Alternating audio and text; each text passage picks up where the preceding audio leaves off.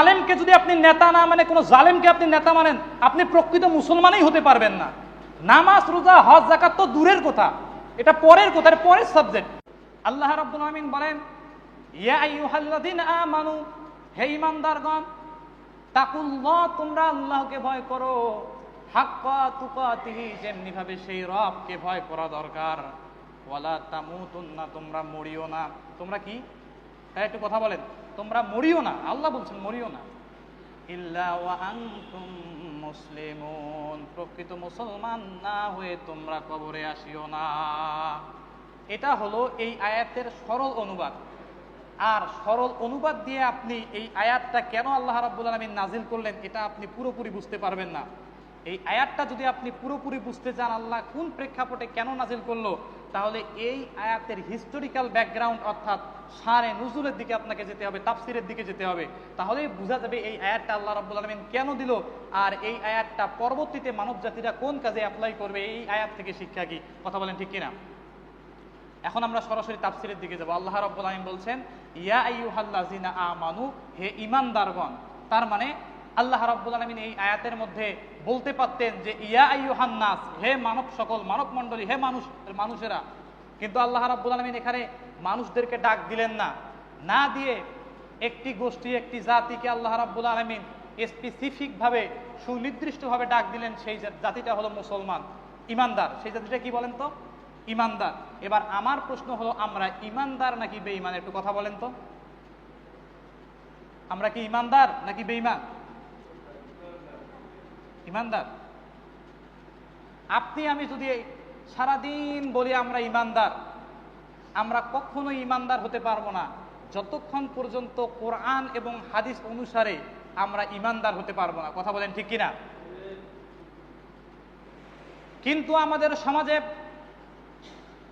এক শ্রেণীর আলেম আছে, এক শ্রেণীর মুফতি আছে, এক শ্রেণীর কারি আছে, এক শ্রেণীর পীর সাহেব আছে।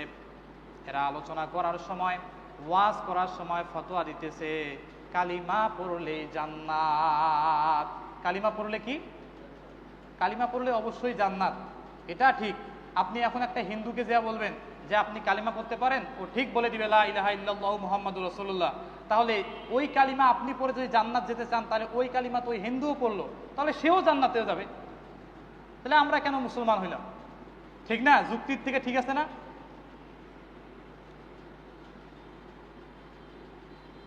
আবার আরেক হুজুর ওয়াজ করার সময়, আলোচনা করার সময় ফতোয়া দিতেছে কালিমা যেহেতু পড়ে নিলাম, এবার লম্বা করে দাড়ি রেখে দেই, লম্বা করে দাড়ি রাখলেই জান্নাত। আমার প্রশ্ন হলো, কালিমা পড়ার পরে লম্বা করে দাড়ি রেখে যদি আপনি আমি জান্নাত যাওয়ার হকদার হই, তাহলে আমার আপনার পূর্বে রবীন্দ্রনাথ ঠাকুর জান্নাতে যাওয়ার সবচাইতে বেশি বড় হকদার। কথা বলেন ঠিক কিনা? কারণ আমার আপনার চেয়েও রবীন্দ্রনাথ ঠাকুরের দাড়ি আমার আপনার চেয়েও অনেক বড়, ঠিক না? আমার কথা কি আপনারা বুঝতেছেন? একটু মনোযোগ দিয়ে শুনেন, একটু পরে বুঝতে পারবেন।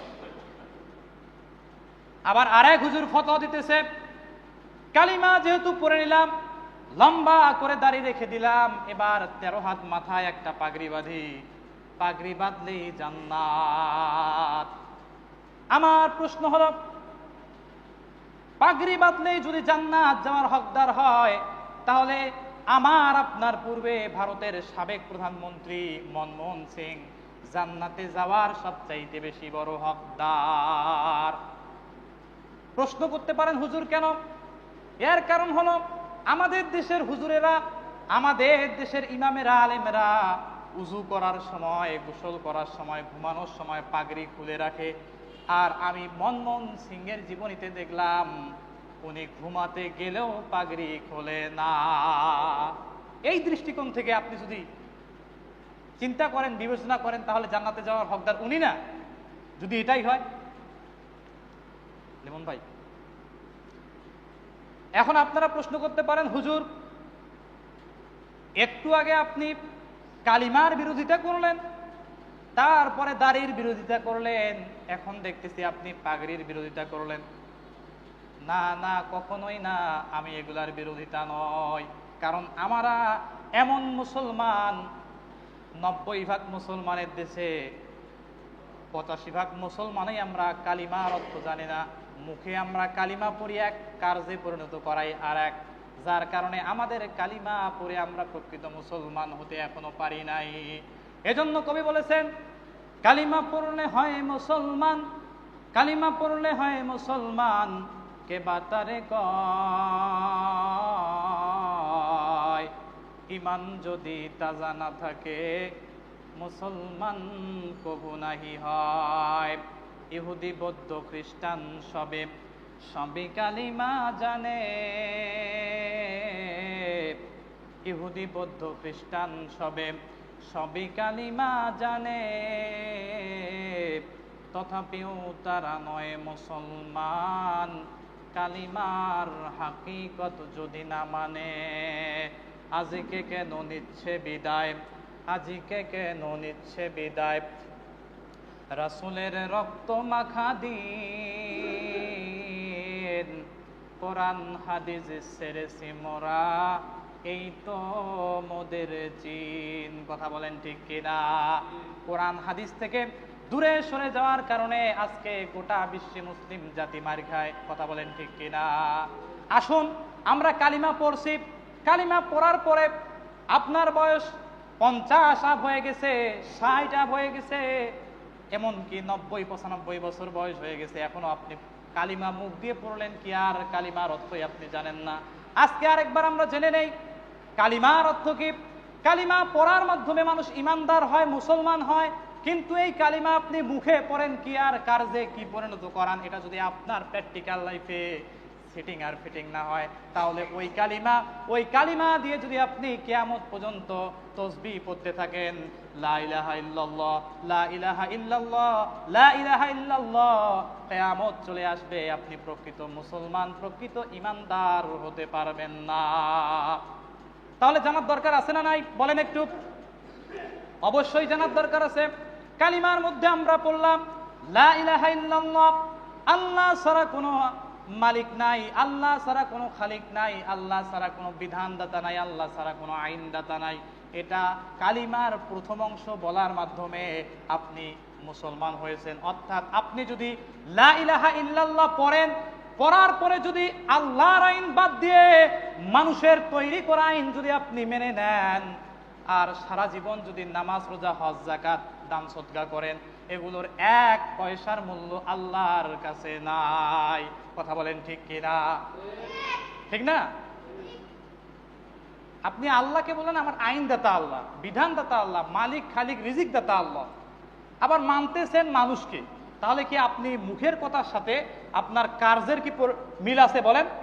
মিল যেহেতু নাই, তাহলে এই কথা মুখে যদি আপনি কিয়ামত পর্যন্ত জপেন, আপনার কাজ হবে না, বিন্দু পরিমাণ আমলের আল্লাহর কাছে দরকার নাই। এটা গেল কালিমার প্রথম অংশ। কালিমার দ্বিতীয় অংশে আপনি পড়ছেন মুহাম্মাদুর রাসূলুল্লাহ সাল্লাল্লাহু আলাইহি ওয়াসাল্লাম। মুহাম্মাদুর রাসূলুল্লাহ অর্থাৎ রাসূল শব্দের অর্থ হচ্ছে নেতা, লিডার, গাইডলাইন দাতা।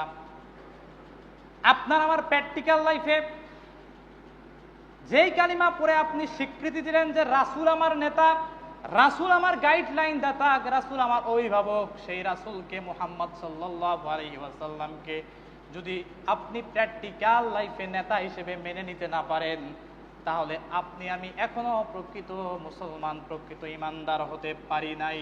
কথা বলেন ঠিক কিনা? এখন আপনি প্রশ্ন করতে পারেন, হুজুর